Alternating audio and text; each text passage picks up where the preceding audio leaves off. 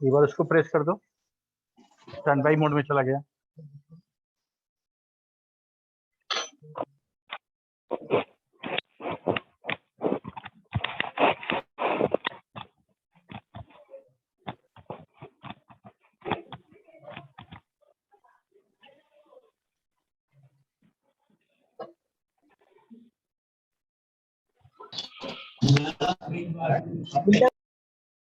Good morning.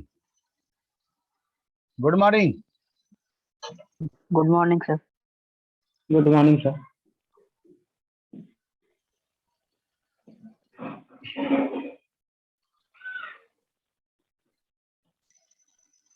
और ये BSc IT course है ना, पर्सनली हमको बहुत पसंद है। ठीक है, और ये कोर्स तुम नोटिस करोगे, अगर तुम सिलेबस देखोगे BCA का और BSc IT कंपेयर करोगे, तुम देखोगे कि बहुत सारे ऐसे सब्जेक्ट हैं जो BSc IT में पढ़ाया जाता है, BCA में नहीं पढ़ाया जाता है ना?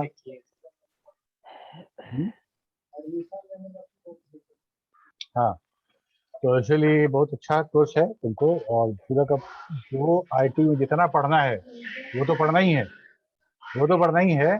और साथ में तुमको फिजिक्स और इलेक्ट्रॉनिक्स साइड भी पढ़ने को मिलेगा। फिजिक्स वाला साइड, जैसे मतलब हम लोग पढ़ेंगे अभी सेमीकंडक्टर्स के बारे में पढ़ेंगे, रेजिस्टर्स, कैपेसिटर के बारे में, तो फिजिक्स में तुम लोग पढ़े होगे, फिजिक्स में ये सब तुम लोग पढ़े होगे, मॉडर्न फिजिक्स का पार्ट है ये सब। ठीक है, तो वो सब पढ़े होगे। और उसी एक्चुअली इलेक्ट्रिक्स बोलो या इलेक्ट्रॉनिक्स बोलो, सब तो कहीं ना कहीं फिजिक्स है ही ना, सब तो वहीं जुड़ के आए। चाहे हम यहाँ पे इलेक्ट्रॉन प्रोटॉन की बात करें, यहाँ पे वैलेंस रिकॉर्ड की इलेक्ट्रॉन की बात करें, कुछ सब तो वही है, या आइदर फिजिक्स और केमिस्ट्री। ठीक है, वो सब तुम्हारा पढ़ा हुआ रिकॉल हो जाएगा। अगर पढ़े होगे तो बड़ा अच्छा लगेगा, नहीं पढ़े होगे तो यहाँ पढ़ लेना। ठीक है,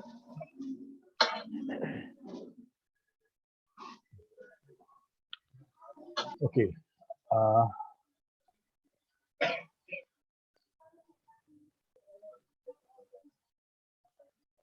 अच्छा, सबको जैसे देखो, तुम लोग जिसको रोल नंबर मिला हुआ है ना, एक फॉर्मेट सब लोग एक नहीं मिला, जिसको मिला है वो देख लो, जिसको नहीं मिला वो भी सुन लो, जब मिलेगा तो करना क्या है। ठीक है, तुम्हारा जो लॉगिन नेम जो बना हुआ है वो कैसे बनेगा?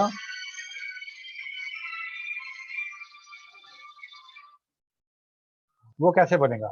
सबसे पहले रोल नंबर लिखोगे, ठीक है, बगैर स्पेस दिए हुए डैश लगाओगे, रोल नंबर डैश, स्पेस नहीं देना है, रोल नंबर डैश, उसके बाद आईडी अगर है तो आईडी लिखोगे, फिर डैश, और तब नाम लिख दोगे। अगर आईडी नहीं है, अगर आईडी नहीं है तो फिर डायरेक्ट रोल नंबर के बाद नाम लिख दोगे। इससे क्या होगा कि रोल नंबर वाइज शॉर्टेड तुम्हारा आएगा, तो अटेंडेंस बनाने में वो काफी सुविधा होगी। क्लियर है? आवाज जा रही पीछे तक? गुड। वो क्या बना रहे हो? अटेंडेंस है सर। अच्छा, आईडी सर, रोल नंबर के बजाय आईडी लिखिए। कोई बात नहीं। तो हम लोग शुरू करते हैं।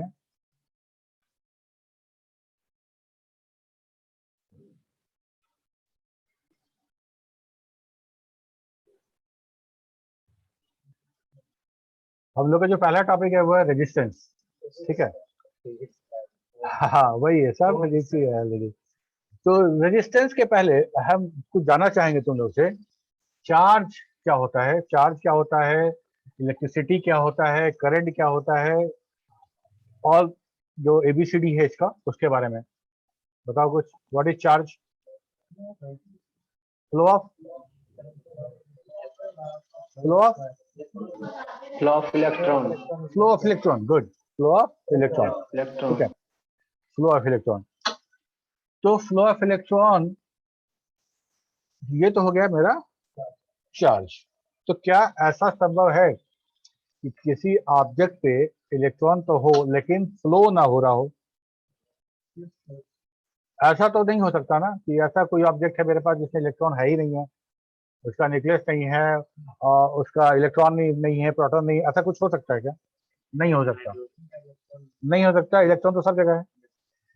तो अगर हम ये कह रहे हैं कि flow of charge is current, ठीक है, तो ऐसा क्यों होता है कि वैसे कुछ नॉन कंडक्टर मटेरियल में हमको करंट नहीं मिलता है या फिर करंट फ्लो नहीं कर पाता है या ये कंडक्टर नहीं है, नॉन कंडक्टर है, ऐसा कैसे होता है? समझ में आ रहा है क्या पूछ रहे हैं? है ना? चार्ज तो यहाँ भी है ना। सर फ्लो करने के लिए आयन मिलता है, इसलिए नहीं होता। अच्छा तुम लोग बोलो। भी इलेक्ट्रॉन्स पूरे इलेक्ट्रॉन्स नहीं है। क्या है? एनर्जी चाहिए फ्लो करने के लिए। तो एनर्जी कैसे, गर्म करेंगे तो फ्लो करेगा क्या? नहीं करेगा। Molecular force of attraction. Sir resistance बहुत ज्यादा होता है। हाँ, ये एक सही जवाब है। ठीक है, रेडिएशन ज्यादा क्यों होता है हम लोग अभी पढ़ेंगे इसको आगे, तो हम लोग समझेंगे कि कैसे जो एनर्जी लेवल है जो तुम बोले, तो जो अलग अलग एनर्जी लेवल होता है जिसके कारण हमारा कंडक्टर कंडक्टर बनता है और नॉन कंडक्टर बन जाता है। अभी हम उसके बारे में डिस्कस नहीं करेंगे, अभी सिर्फ समझो कि चार्ज क्या होता है। ठीक है, और अगर फ्लो हो रहा है तो हम उसको इलेक्ट्रिसिटी बोलेंगे, फ्लो नहीं हो रहा है तो इलेक्ट्रिसिटी नहीं बोलेंगे।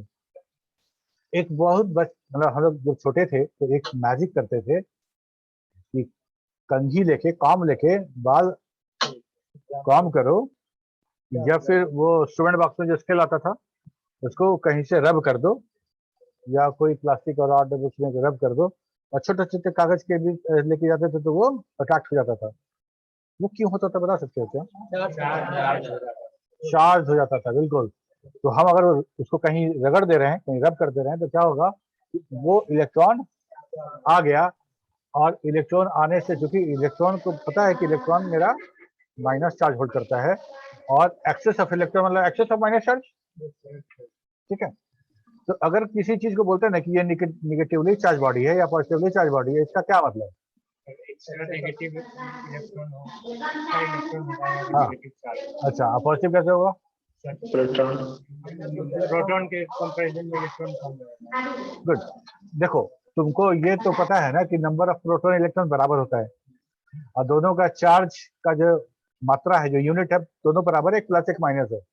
तो बाय डिफॉल्ट ऐसा कुदरत ने बनाया है, नेचर ने बनाया है कि number of minus charge equal to number of plus charge equal है, तो वो हमारा न्यूट्रलाइज है, न्यूट्रल है, कोई उस पर चार्ज नहीं है। ठीक है, तो इधर तराजू रखते हैं, इधर पॉजिटिव चार्ज, इधर निगेटिव चार्ज, बराबर बराबर है। एक निगेटिव चार्ज तुम निगेटिव की तरफ बढ़ा दिए तो प्रोटॉन तो नहीं ना बढ़ाए, तो जितना प्रोटॉन था उतना इलेक्ट्रॉन था, तो न्यूट्रल हो गया, कोई चार्ज नहीं है। लेकिन जैसे ही एक इलेक्ट्रॉन बढ़ा दिए तो क्या हुआ? उसके उसको एडजस्ट करने के लिए प्रोटॉन नहीं बढ़ाए थे, इलेक्ट्रॉन बढ़ाए, तो नेगेटिव चार्ज हो गया ना। अच्छा, अब हम बराबर बराबर है पल रहा, उसमें से एक इलेक्ट्रॉन निकाल दो तो प्रोटॉन तो नहीं निकाल रहे हो, तो जितना पॉजिटिव चार्ज था उतना ही नेगेटिव चार्ज था, उसमें से एक इलेक्ट्रॉन निकाल दिए तो पॉजिटिव चार्ज हो गया। तो ऐसा ही हमारा कोई भी ऑब्जेक्ट ऋणात्मक या धनात्मक ऊर्जा, क्या बोलेंगे उसको, होल्ड करता है। ठीक है, चलो तो बस ये सब बेसिक है, तो तुम लोग पढ़ा हुआ है, तुम लोग नया कोई चीज नहीं है इसमें। तो व्हाट इज इलेक्ट्रिसिटी? इलेक्ट्रिसिटी, हाँ एक्चुअली कॉम वाला बात कर रहे थे, कंघी वाला बात कर रहे थे, तो वहां तो रब कर दिए तो इलेक्ट्रॉन तो आ गया, इलेक्ट्रॉन आ गया। लेकिन वो यही काम क्या हम मेटल के स्केल के साथ कर सकते थे? जिसको हम रब कर दें और उससे हम अभी ऐसे करें तो मेरा ग्लास का जो कागज का छोटा छोटा उसको हम अटैच कर दें, क्यों? क्या उसको हम रब किए तो उस पर इलेक्ट्रॉन नहीं आया होगा? आया होगा, उस पर भी, उस पर आया होगा, क्योंकि वो कंडक्टर है तो फ्लो कर गया, मेरे बॉडी से होते हुए अर्थ हो गया, फ्लो कर गया, वहां बचा ही नहीं इलेक्ट्रॉन, तो कैसे वो ऋणात्मक चार्ज कैसे होगा? नहीं होगा। लेकिन हमारा कंघी था, ये जो था, जो जिसको हम नॉन कंडक्टर बोल रहे हैं, वो उसमें चार्ज फ्लो नहीं किया। ये सबसे बड़ा सबूत है इसका कि चार्ज तो है बट वो इन द फ्लोइंग कंडीशन नहीं है। ठीक है, ओके। और जो चार्ज फ्लो कर गया तो हम उसको इलेक्ट्रिसिटी में पढ़ते हैं, जो चार्ज नहीं फ्लो किया उसको हम लोग स्टैटिक्स में पढ़ते हैं। ठीक है, किसे पढ़ते हो? फिजिक्स का कौन सा पार्ट है? फिजिक्स में एक एक पार्ट है ना जिसमें हम लोग मैकेनिक्स नहीं, जो हम लोग चार्ज को पढ़ते हैं। नहीं, ये तो इलेक्ट्रिसिटी हो गया, ठीक है। स्टैटिक एनर्जी वाला जो फिजिक्स का पार्ट है उसमें हम उसी एनर्जी के बारे में, उसी जो हम लोग चार्ज मूव नहीं कर रहा उसके बारे में पढ़ते हैं। मैग्नेटिक अलग चीज है, इसको हम लोग पढ़ेंगे, यहाँ भी हम लोग पढ़ना है इंडक्शन में। चल, तो इलेक्ट्रिसिटी क्या है? It is the presence of flow of charge, presence of flow of charge, not just flow of charge, ठीक है। Not of, it is presence of flow of charge, कहने का मतलब फ्लो होता रहेगा चार्ज का, तब हम उसको बोलेंगे इलेक्ट्रिसिटी। सिर्फ presence of charge is not electricity, ठीक है। In other word we can say that the flow of electricity, flow of electric charge is known as electricity, ठीक है। Electric current is carried by moving electrons through a conductor by convention. अब तो यहाँ देखो ये battery लगाए हम लोग, और ये बैटरी का प्लस टर्मिनल है, ये माइनस टर्मिनल है।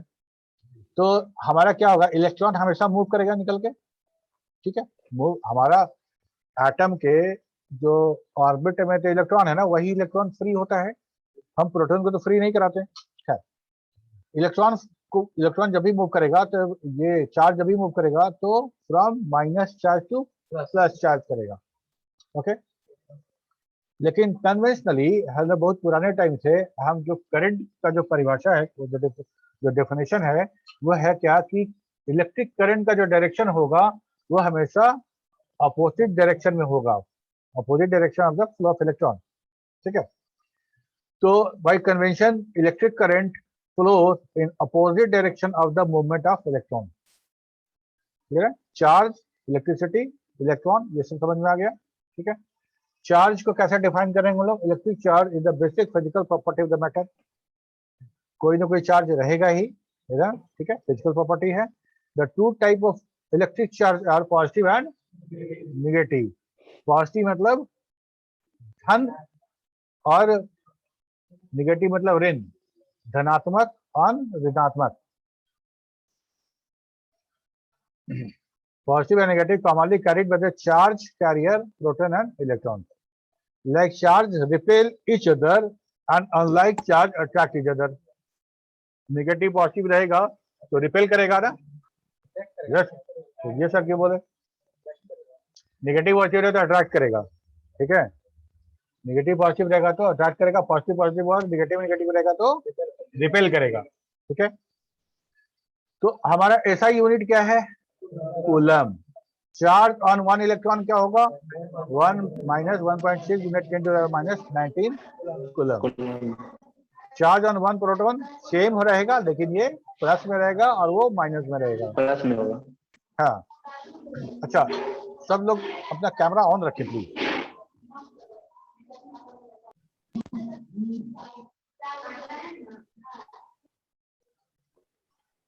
प्रियांशु सिंह, शनिकांत, सपना कुमारी,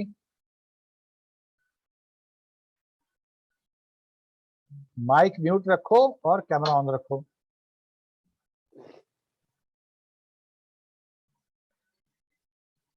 शनिकांत,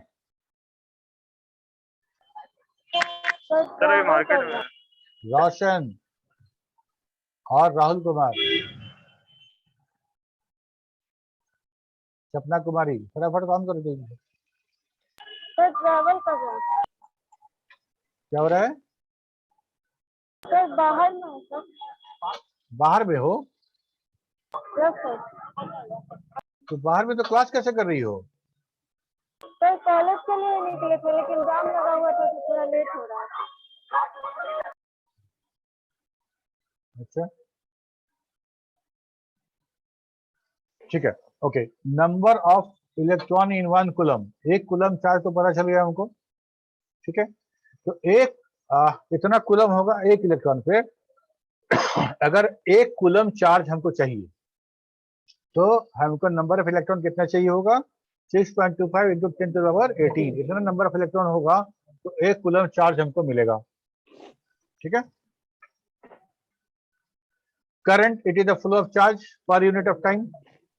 करंट मतलब करंट कैसे निकालेंगे हम? तो चार्ज बटा टाइम, कितने टाइम में कितना चार्ज का फ्लो हो गया, दैट इज द करंट। इसका ऐसा यूनिट क्या है, एम्पियर, जिसको कैपिटल ए से हम शो करते हैं।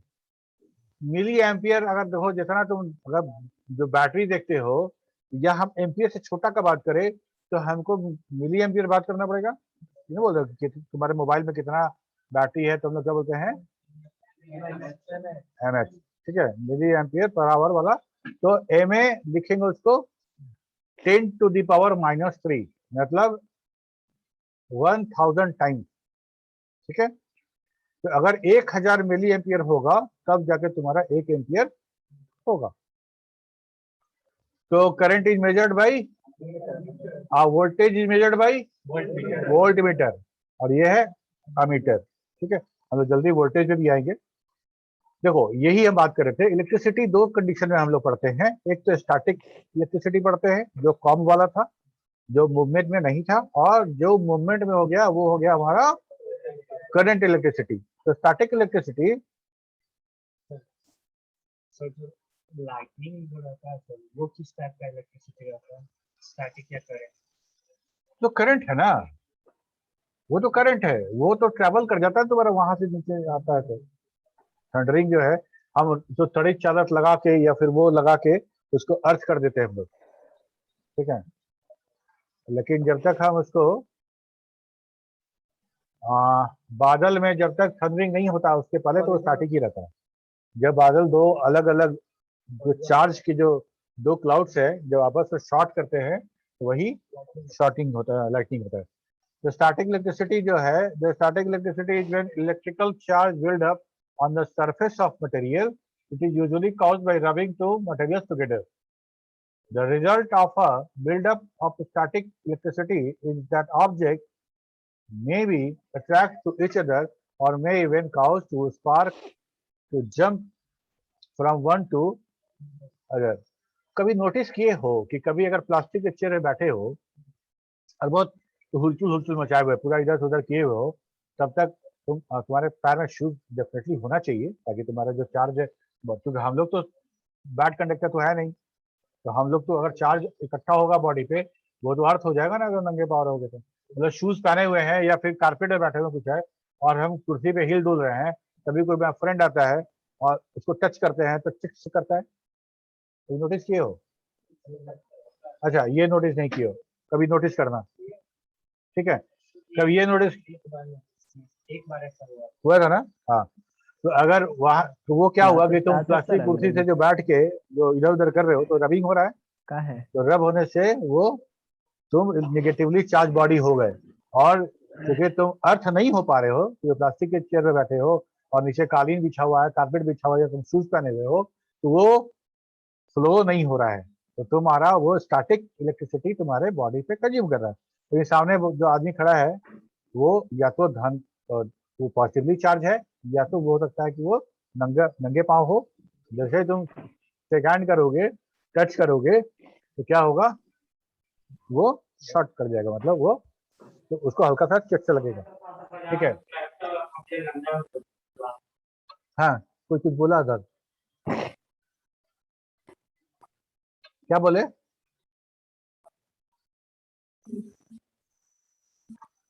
कुछ सवाल पूछे तो पूछो मुन्ना।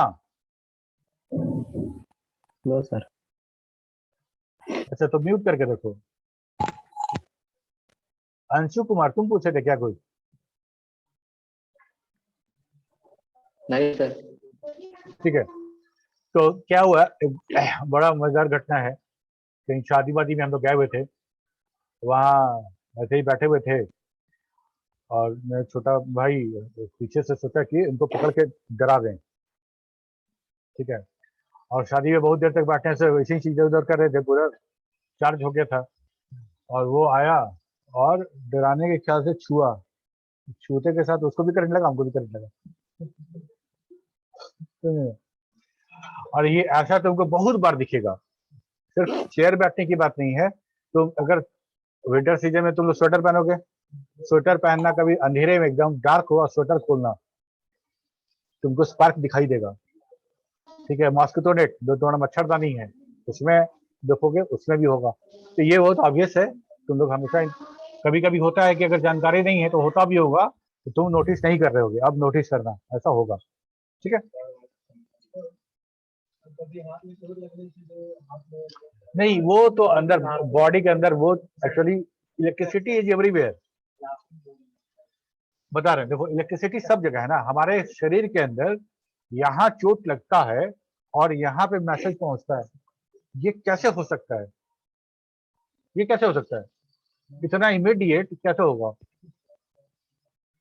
स्विच ऑन किए, लाइट जला ना तुरंत। तो हमारे बॉडी में भी कहीं ना कहीं इलेक्ट्रिसिटी का ही कंसेप्ट है। न्यूरॉन के बारे में तुम लोग पढ़े होगे, न्यूरॉन के बारे में पढ़े होगे, वही है। तो जब चोट वोट लगता है ना सब, तो वैसा ही कुछ होता है, इसीलिए लगता है वैसा। तो सारा का सारा हमारे बॉडी के अंदर भी जो जितनी तंत्रिकाएं हैं, जितनी कोशिकाएं हैं, और वो तंत्रिका तंत्र जिसको बोलते हैं, जो स्पाइनल कॉर्ड और ये सब सारा है। खैर हम बायोलॉजी के बारे में बहुत ज्यादा जानकारी नहीं रखते हैं, लेकिन इतना तो पता है कि न्यूरॉन होते हैं और उनके द्वारा जो मैसेज सिग्नल जो भेजा जाता है, तभी तो फ्लो ऑफ करंट ही होता है। यहाँ पे नर्व होता है, बिल्कुल, हाँ हाँ, ठीक है। तो ये हमको समझ में आ गया स्टैटिक इलेक्ट्रिसिटी के बारे में। तो after coming here comes gate charge, ऐसा होता है, ठीक है। और इसी को हम लोग इलेक्ट्रोस्टैट में इसी के बारे में पढ़ते हैं। बोल रहे थे ना कि हम लोग फिजिक्स का एक पार्ट है जिसमें हम लोग स्टैटिक इलेक्ट्रिसिटी के बारे में पढ़ते हैं। इलेक्ट्रोस्टैट वही पार्ट है, वही जो ब्रांच ऑफ द फिजिक्स है। और करंट कहाँ पढ़ते हैं? करंट में, ठीक है। तो करंट इलेक्ट्रिसिटी में देखो, it is the movement of electrons through a conductor wire.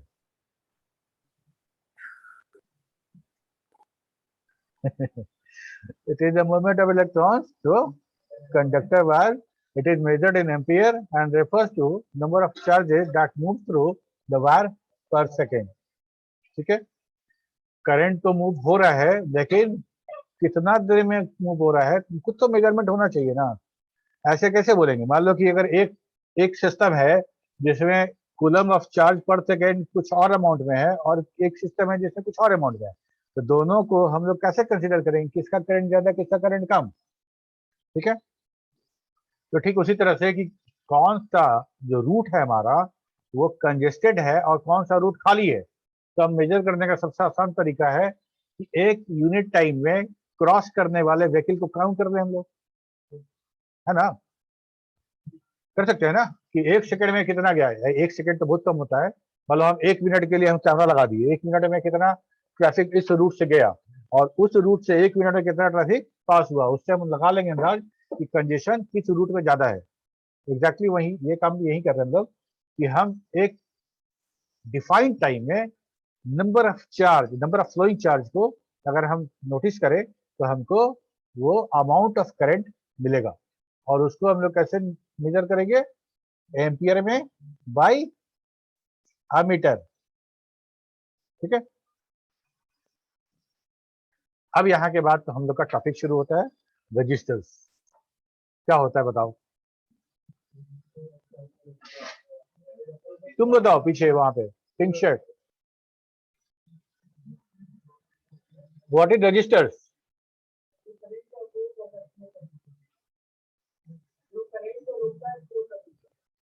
Current को रोक देता है, अच्छा। और कोई?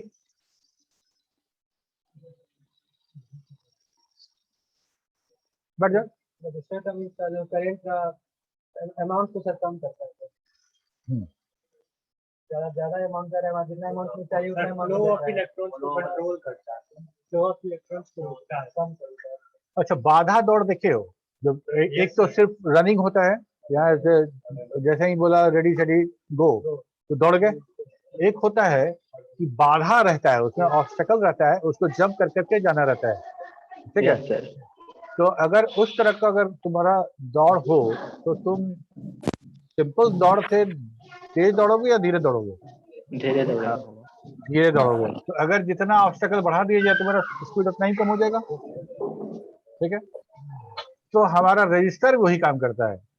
रजिस्टर हमारा अपोज करता है, या बोलो कि रास्ते में इलेक्ट्रिसिटी के प्रवाह में वो रिस्ट्रिक्ट करता है, उसको रोकता है, बाधा उत्पन्न करता है, ठीक है। तो हमको क्या है कि जैसे बाधा ज्यादा लगा दिए तो तुम्हारा स्पीड दौड़ने का कम हो गया, बाधा कम कर दिए तुम बहुत फुल स्पीड में दौड़ रहे हो। फिर तो हमको बाधा मतलब हम रेजिस्टेंस की वैल्यू को बढ़ा और घटा के हम कंट्रोल कर सकते हैं ना, बिजली पे बहने वाले विद्युत धारा पे हम कंट्रोल कर सकते हैं। हम रेजिस्टेंस के मान को बढ़ा घटा के हम कर सकते हैं काम।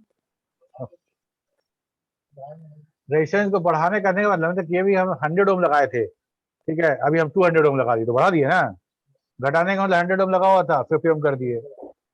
और तुमको एक बात और पता होगा कि सारे मटेरियल्स को ले लो, सारा मटेरियल, तो रेजिस्टेंस भी ठीक वैसा ही फिजिकल प्रॉपर्टी है जैसे कि हमारा चार्ज है, ठीक है, होगा ना।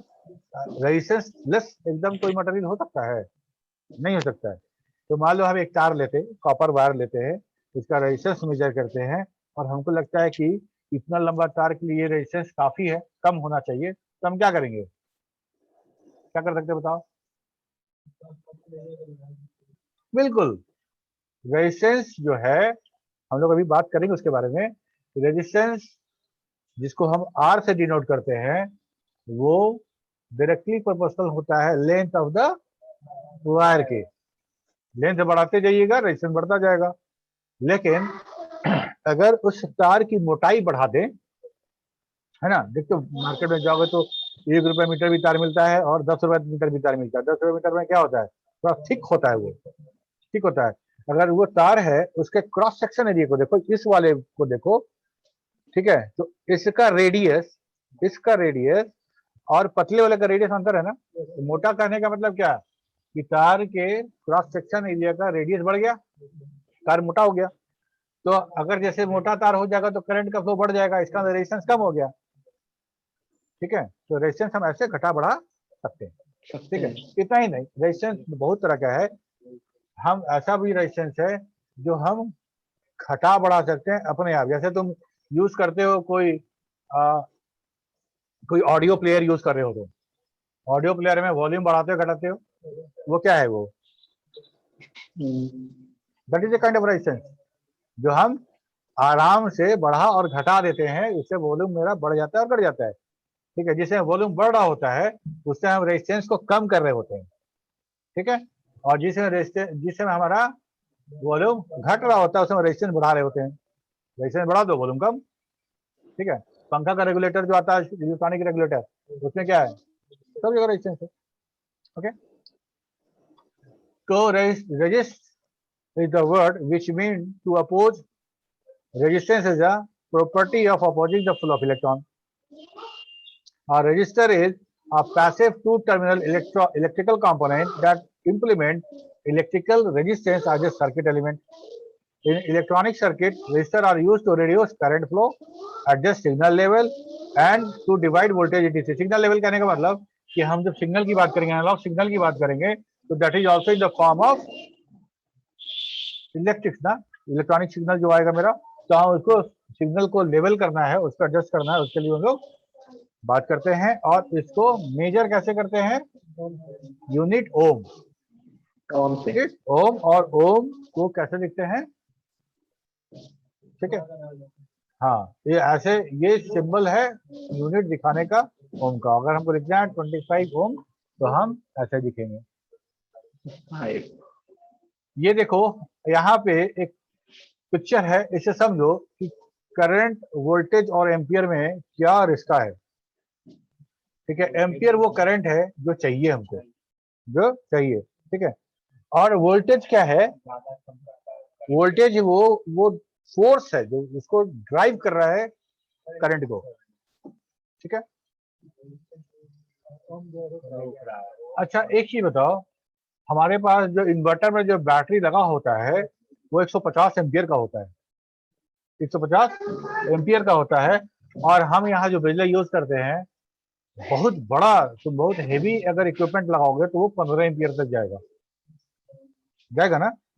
नॉर्मली हम लोग जो अभी यूज करते हैं पंखा और ये ट्यूबलाइट, ये सब हमारा 5 एम्पियर के नीचे ही रहता है, 5 एम्पियर के नीचे रहता है। लेकिन वोल्टेज हमारा कितना है, 220 मिनिमम, 220 प्लस, ठीक है।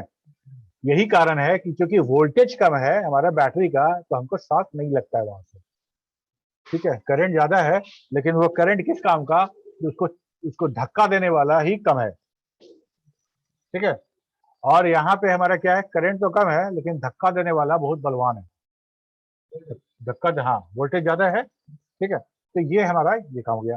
और ओम को देखो कितना बदमाशी कर रहा है वो बहने वाले जो है उसको रिस्ट्रिक्ट कर रहा है, बहने नहीं दे रहा, बेचारा किसी तरह से निकल रहा है उसके अंदर। और ये रेजिस्टेंस में जो करंट है, अगर हम वोल्टेज बढ़ा दें, अगर हम वोल्टेज मतलब पुश बढ़ा कर दे ज्यादा कस के, तो ये एम्पियर निकल जाएगा।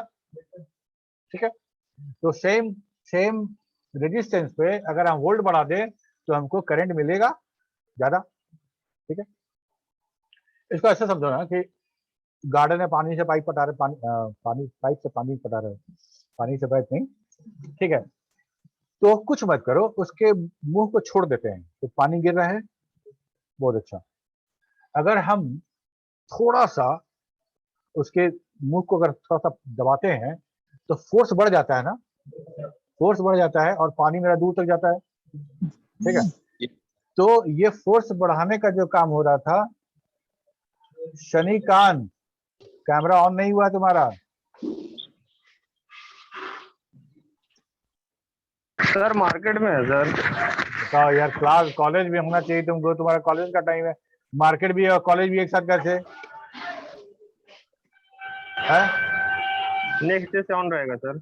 नहीं, एकदम ऐसा नहीं अलाउ करेंगे तुमको। अगर तुम मार्केट में हो और तुमको लगता है कि तुम्हारा मार्केट का काम ज्यादा इंपॉर्टेंट था क्लास से, तो क्लास मत करिए। नहीं सर, घर जा रहे हैं सर, घर जा रहे हैं सर। ठीक है, यार ऐसा थोड़ी होता है कि सिनेमा हॉल में बैठे हुए हैं, क्लास कर रहे हैं, इस तरह भी कैमरा नहीं ऑन करेंगे, हम मूवी देख रहे हैं। ये क्या तरीका है यार, ऐसा नहीं चलेगा बिल्कुल, स्ट्रिक्ट। ठीक है, जो क्लास में है सपना कुमारी, ये तो जाम में फंसी हुई है। सर बस कॉलेज पहुंचने ही वाला है। ठीक है, उसने तो बोल भी रहा है कि मार्केट में, बताओ तो, हद हो गया। ये देखो, ये हमारा डिस्पोजेबल सिरिंज देखे हो ना, उससे जो प्रेस कर रहे हैं, दैट इज अ काइंड, तुम समझ सकते हो, उसको रिलेट करो वोल्टेज से। और उसके अंदर जो हवा है वो हमारा, अच्छा आगे से बंद कर दो और थोड़ा सा प्रेस करो तो तुमको महसूस होगा प्रेशर, बिल्कुल ऐसा ही है। ये जो प्रेशर हो रहा है ये रेजिस्टेंस है, ये वोल्टेज है, और बीच में जिसको हम दबा रहे हैं, आगे धकेल रहे हैं, वो है हमारा करंट। ठीक है,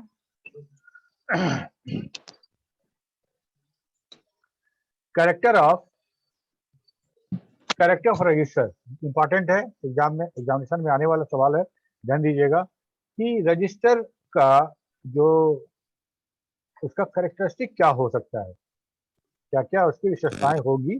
तो उसमें हम लोग पढ़ेंगे पावर रेटिंग, टॉलरेंस क्या होगा उसका, टेम्परेचर कॉफिशिएंट क्या होगा, noise, frequency response and stability. ठीक है, पावर रेटिंग का क्या मतलब, पावर रेटिंग का मतलब यह है कि हम कितने पावर का हमको लगाना है। ठीक है, अगर मान लो कोई वैसा इक्विपमेंट हम चला रहे हैं जिसको करंट ज्यादा चाहिए, और हम उसको, वो करंट का, वोल्टेज की बात नहीं कर रहे, करंट की बात कर रहे हैं, और वो करंट हम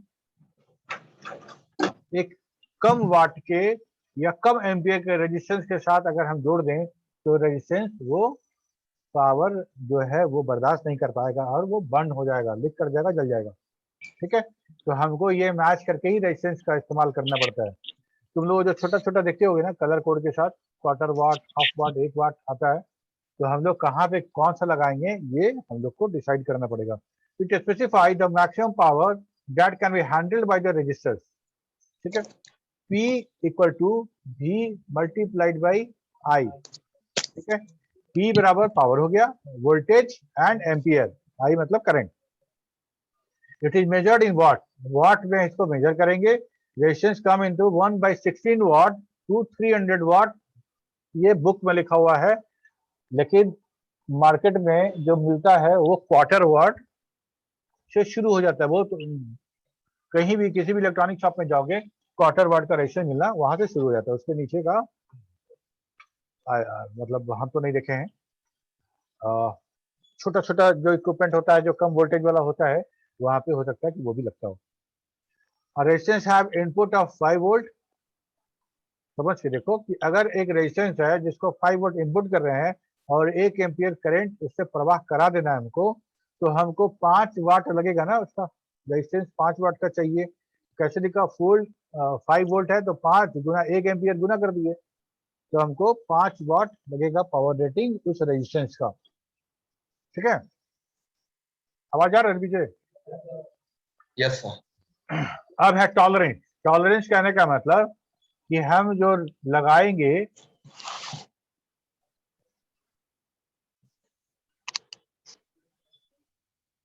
प्रियांशु सिंह, सागर कुमार, तुम लोग को रिमूव कर देंगे हम क्लास से अगर तुम कैमरा ऑन नहीं करोगे तो। प्रियांशु सिंह, शनिकांत और Sapna Kumari.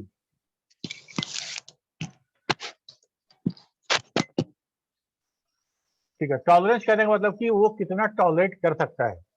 The tolerance is a percentage measure of the accuracy of a resistor from its preferred value. That is nothing, that is something accuracy level. 100 ohm with tolerance 10%। अभी हम लोग जो कलर कोड देखेंगे उसमें देखेंगे इस चीज को। अगर हम 10% टॉलरेंस बोल रहे हैं और 100 ओम का रेजिस्टेंस है तो 100 माइनस उसका 10%, 100 का 10% निकालो कितना होगा 10। तो 100 प्लस माइनस 100, 100 प्लस माइनस 10। ठीक है, तो अगर हम 10% टॉलरेंस लिख रहे हैं तो रेजिस्टेंस जो हम लगाएंगे वो 90 ओम से लेके 110 ओम के बीच में हो सकता है। समझ में आ रही बात? ठीक है, तो टॉलरेंस जितना कम होगा उतना अच्छा होगा ना।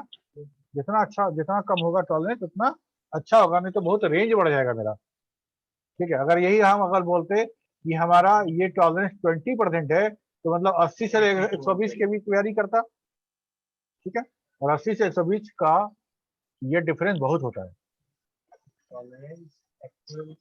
काम क्या है?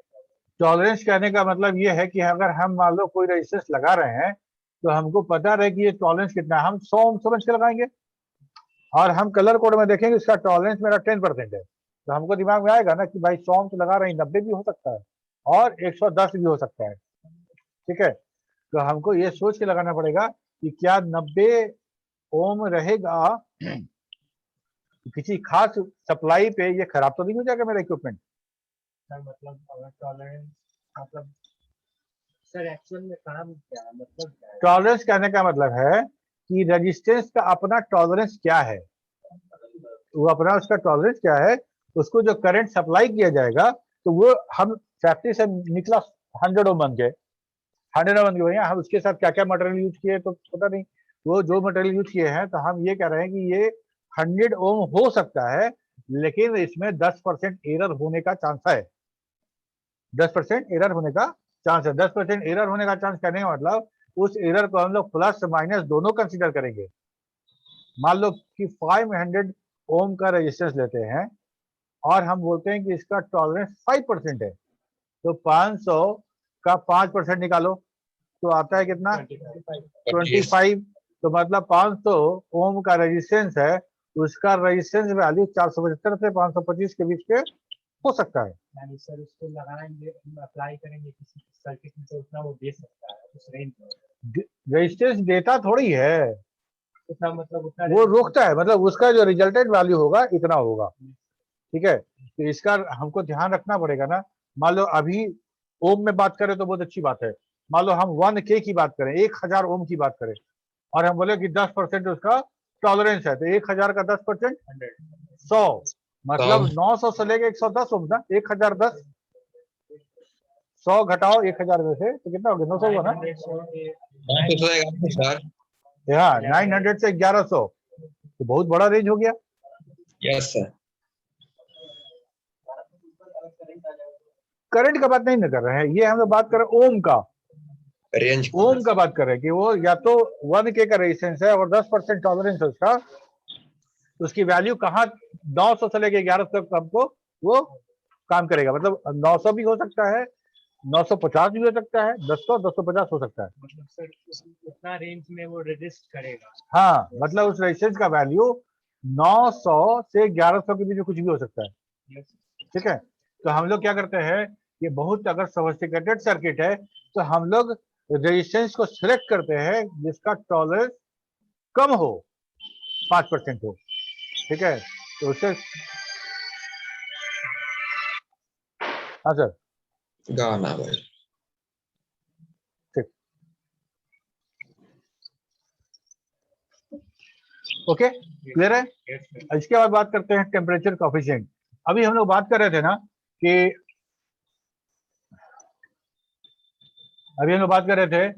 कि तार जो होता है उसका लेंथ जो है वो डायरेक्टली प्रोपोर्शनल है रेजिस्टेंस का। बात की अभी। Yes, sir. अच्छा, एक तार लेते हैं, उसको मेजर करते हैं इसका लंबाई और उसको हीट करते हैं, इसकी लंबाई घट जाएगी कि बढ़ जाएगी? बढ़ जाएगा। बढ़ जाएगी, बढ़ जाएगी। और लंबाई बढ़ गई तो रेजिस्टेंस बढ़ेगा कि घटेगा? बढ़ेगा। तो हम कह सकते हैं ना कि हीट जो है, हीट डायरेक्टली प्रोपोर्शनल है। हीट बढ़ा, रेजिस्टेंस बढ़ा और करंट घट गया, रेजिस्टेंस के साथ तो डायरेक्टली प्रोपोर्शनल है। ठीक है, तो अब मान लो कि हम रेजिस्टेंस लगा रहे हैं और वैसे सर्किट में लगा रहे हैं जो हीट होने वाला है, तो इस बात का चांस है ना कि खासकर जब कॉपर उंडेड हम रेजिस्टेंस यूज करें तो गर्मी से उसकी लंबाई बढ़े और रेजिस्टेंस का मान बढ़ घट जाए, हो सकता है। तो हमको इस बात का भी ध्यान रखना पड़ेगा कि आप किस तरह के अप्लायंस पे काम कर रहे हैं, किस तरह का सर्किट बना रहे हैं, वहां पे टेम्परेचर का क्या होने वाला है। टेम्परेचर वाला अगर कुछ होगा तो हमको देखना पड़ेगा कि वैसा ही रेजिस्टेंस हम यूज करें जिसका टेम्परेचर कोफिशिएंट कम हो। जैसा नो है ना। अब अभी लगाए तो बड़ा बढ़िया था, बहुत अच्छा काम कर रहा था। जैसे ही मेरा इंडक्शन ऑन हुआ और हीट पूरा हो गया, और जैसे ही हीट पूरा हुआ वैसे ही मेरा रेजिस्टेंस का मान बढ़ गया, सप्लाई कम हो गया, इंडक्शन बंद हो गया। इंडक्शन के अंदर जो हम उसका वो जो सर्किट लगाए हुए हैं कंट्रोल करने वाला सर्किट, वो वहां कुछ नल फंक्शन करने लगा, ऐसा हो सकता है। तो हम लोग क्या करते हैं कि रेजिस्टेंस का ये वाला जो टेम्परेचर कोफिशिएंट है इसको भी ध्यान में रखना पड़ता है हमको। तो temperature coefficient of resistance is the measure of change in electrical resistance of resistor per degree of temperature.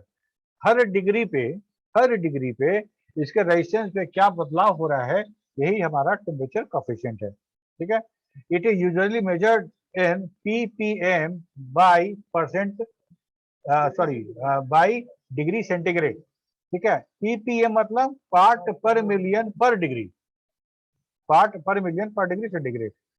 For example, if a resistor of 50 ohm, इसका जो हमारा कोफिशिएंट है वो है temperature coefficient of resistance 20 ppm per degree centigrade है। ठीक है, और हमको अब लगना कि if temperature is raise to 25 degree centigrade, जिस टेम्परेचर पे है उससे अगर 25 डिग्री टेम्परेचर हम बढ़ा दिए, 25 डिग्री टेम्परेचर हम रेज कर दिए, तो हमारे इस रेजिस्टेंस का मान क्या होगा। अब देखो, हम लगाते हैं ये क्या है, पर मिलियन पर डिग्री, तो मिलियन से भाग दे दो इसको और गुना कर देते हैं 50 से, और ये है मेरा टेम्परेचर, ये गुना करोगे तो आएगा 0.025। ठीक है, ये बहुत कम है। तो 50 ओम 25 डिग्री अगर तुम टेम्परेचर इंक्रीज करते हो तो इसका रेजिस्टेंस जो होगा 50.025 ओम होगा। क्या प्रॉब्लम है, कुछ बात है क्या? Temperature coefficient of resistance sir इसका फॉर्मूला सर, ये तो फॉर्मूला ही नहीं है, मतलब डायरेक्ट न्यूमरल है इसका फॉर्मूला। फॉर्मूला ही है ना। देखो, जैसे मान लो हम बोल रहे हैं ना 20 ppm है ना, पर पार्ट पर मिलियन। ये पर मिलियन कहने का मतलब ना कि इसको हम डिवाइड कर दिए मिलियन से और गुना कर दिए हम एम्पियर रेजिस्टेंस से और कोफिशिएंट से, यही फार्मूला भी है। तो फार्मूला समझो और जो न्यूमरल है वो एक ही बात है। इसको हम लोग क्या कर रहे हैं, जो TCR बटा मिलियन गुने 50 गुने 25, दैट इज द रेजिस्टेंस और ये टेम्परेचर। ठीक है, ये बहुत नॉमिनल है, इसको हम लोग इतना रहेगा तो हम इसको कंसीडर नहीं करेंगे। सर रेजिस्टेंस को टेम्परेचर से मल्टीप्लाई क्यों? टेम्परेचर से मल्टीप्लाई इसलिए किए कि हमारा जो पीपीएम निकाला गया है ये ऐसे ही निकाला जाता है। जैसे मान लो हम बोले 50, ये 20 टीसीआर है, मेरा 20 टीसीआर है, तो हम कैसे निकालेंगे 25 डिग्री पे? तो 20 टीसीआर मतलब 20 बटा भाग दे दिए पर मिलियन से, उससे भाग दे दिए, और हम उसको उतना ही से मल्टीप्लाई कर दिए ओम में, इतना हो गया। और ये हमारा 1 डिग्री चेंज होने पे होगा, और हमको चाहिए कितना 25 डिग्री, तो 25 गुना कर दिए, 25 गुना कर दिया, निकल गया मेरा 25। ठीक है। अब है noise. The vibration of electrons cause an electric signal across the terminal of the component. This electric signal is called noise or thermal noise. तुम एक चीज ध्यान देना, इलेक्ट्रोमैग्नेटिक के बारे में पता है ना तुमको? इलेक्ट्रोमैग्नेटिक रेडिएशन जो भी होता है, लाइट भी उसी का पार्ट है। ठीक है। तो होता क्या है कि जब हम रेजिस्टेंस को यूज करते हैं इलेक्ट्रॉन को बाधित करने में, उसका ऑब्स्ट्रक्ट करने में, तो इलेक्ट्रॉन का जो मूवमेंट होता है, वो एक तरह का सिग्नल प्रोड्यूस करता है। वो एक तरह का सिग्नल प्रोड्यूस करता है। वो सिग्नल किसी एम्पलीफायर सर्किट में या वैसे किसी सिग्नल वाले सर्किट में ये वहां पे एक्स्ट्रा गेन लेके आता है। जैसे मान लो हम बात कर रहे हैं फोन पे, ठीक है, या वॉकी टॉकी में बात कर रहे हैं, या कुछ बात कर रहे हैं, तो सिग्नल तो वही जाएगा जो हम बोले। ठीक है। लेकिन अगर उस इक्विपमेंट में वैसा कोई रेजिस्टेंस लगा हुआ है या वैसा कोई कंपोनेंट लगा हुआ है जो वाइब्रेशन ऑफ इलेक्ट्रॉन से नॉइज पैदा कर रहा है, वो नॉइज पैदा कर रहा है, नॉइज मतलब शोर, वो वैसा हर्ट्ज का, वैसा फ्रीक्वेंसी का कुछ नॉइज है जो मेरे वॉइस के साथ मिक्सअप हो जाएगा और ट्रांसफर हो जाएगा। ठीक है। और वहां पे जब उस वॉइस को प्ले किया जाएगा तो मेरे आवाज के साथ साथ तुमको नॉइज भी सुनाई देगा वहां पे। ठीक है। तो ये नॉइज भी एक बहुत बड़ा फैक्टर है जब हम बात करते हैं। अगर वैसे किसी एम्पलीफायर या ऑडियो रिसीवर, ऐसा कोई भी काम हम कर रहे हैं जिसमें सिग्नल बेस्ड काम है, वहां पे हमको रेजिस्टेंस के नॉइज फैक्टर को भी ध्यान में रखना पड़ेगा। इसके बाद फ्रीक्वेंसी रिस्पॉन्स। नेक्स्ट क्लास किसका है? Frequency response. फ्रीक्वेंसी रिस्पॉन्स मतलब the frequency response of a register is the frequencies the register will work as a pure register without any significant effect associated with another component. Frequency response of the wire on the register is high, so it is used in the high power application. Frequency response कहने का मतलब है कि हमको अलग अलग current का अलग अलग फ्रीक्वेंसी होगा, तो हमको रजिस्टर पे उसके रिस्पॉन्स की भी जानकारी होनी चाहिए, हमारा उसका जानकारी होना चाहिए। वैसे एक तो रजिस्टर वो जो कलर कोड वाला है, एक और रजिस्टर होता है जो तार को लपेट के बनाते हैं लोग। पुराने जमाने में जो तुम पंखा का रेगुलेटर देखते होगे, उसमें हरा इतना बड़ा रेगुलेटर रजिस्टेंस लगा होता था। ठीक है। तो वो था वायर उंड रजिस्टर। अभी जो हम लोग स्मॉल वाला यूज करते हैं, अभी हम लोग वो वायर उंड नहीं है। ठीक है। तो हम जो फ्रीक्वेंसी रिस्पॉन्स होगा वायर उनका हाई होगा, जो हम हाई पावर एप्लीकेशन में उसको यूज करेंगे फ्रीक्वेंसी रिस्पॉन्स। अब रहा स्टेबिलिटी। स्टेबिलिटी कहने का मतलब कि वो कितना स्टेबल रह पाएगा, वो कितना स्टेबल। मान लो हम सस्ता के कारण कार्बन रजिस्टर हम लगा दे और पता चले कि ये बहुत स्टेबल नहीं है, वैसा नहीं है, स्टेबल भी होता है। तो हमको अगर ऐसा मान लो सैटेलाइट भेजना है हमको, ठीक है, वर्षों वर्षों तक वहां यूज करेंगे, वहां रजिस्टेंस चेंज करने तो तुम नहीं जाओगे। ठीक है। तो हमको वहां पे वैसा रेजिस्टेंस देखना पड़ेगा लगाने के लिए, जो महंगा भले ही हो लेकिन उसकी स्टेबिलिटी मैक्सिमम होनी चाहिए, उसकी स्टेबिलिटी मैक्सिमम होनी चाहिए। और वैसा कुछ अगर तुम बना रहे हो जो बहुत सस्ता है और लिखो फेंको टाइप का है, ठीक है, तो उसमें बहुत महंगा बहुत स्टेबल रेजिस्टेंस लगा के क्या करेंगे, कॉस्ट बढ़ जाएगा उसका। ठीक है। तो stability define the long term variation of the resistance after long duration of electric load. Resistance value will not very much. आज हम लगाए 1K का रेजिस्टेंस, टीवी में खराब होता है ना, ये इक्विपमेंट खराब कैसे होता है? हम पावर सेक्शन से हम 1K का रेजिस्टेंस लगा के हम पावर निकाले और बाकी भी सिस्टम था, एक रेजिस्टेंस का एग्जांपल दे रहे हैं, हम निकाल के हम टीवी में दिए, आगे सर्किट में उसको भेजे, क्या होगा 2 साल 4 साल 5 साल के बाद 1K का रेजिस्टेंस का वैल्यू कम हो जाएगा, घट जाएगा, स्टेबिलिटी वाला एग्जांपल, और घटते घटते इतना घट गया कि करंट का सप्लाई उधर जितना हम लोग मैनेज किए थे उससे ज्यादा बढ़ गया, तो रेजिस्टेंस तो गया ही, साथ में एक आध उधर आईसी ट्रांसफर को भी ले लिया। ठीक है, तो स्टेबिलिटी यही है। ठीक है, आज के लिए इतना ही, आप इसके आगे हम इसके बारे में और बात करेंगे। अभी यहाँ अगर कोई डाउट है तो पूछो।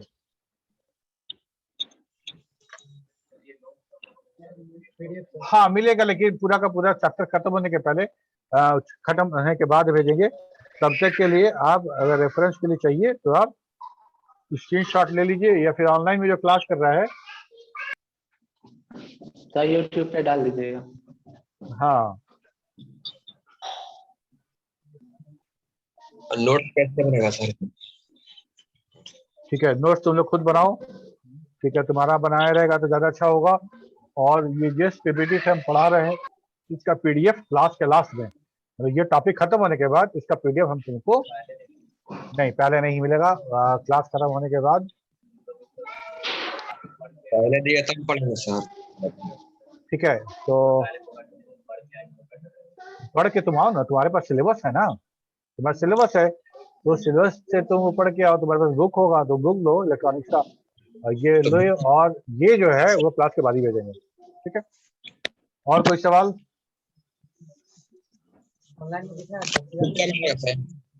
ऑनलाइन में टोटल 11 है, और एक हमको छोड़ दो अगर, तो टोटल 10। ठीक है, चलो मिलते हैं अगले क्लास में। Okay, bye bye. Thank you sir. Welcome.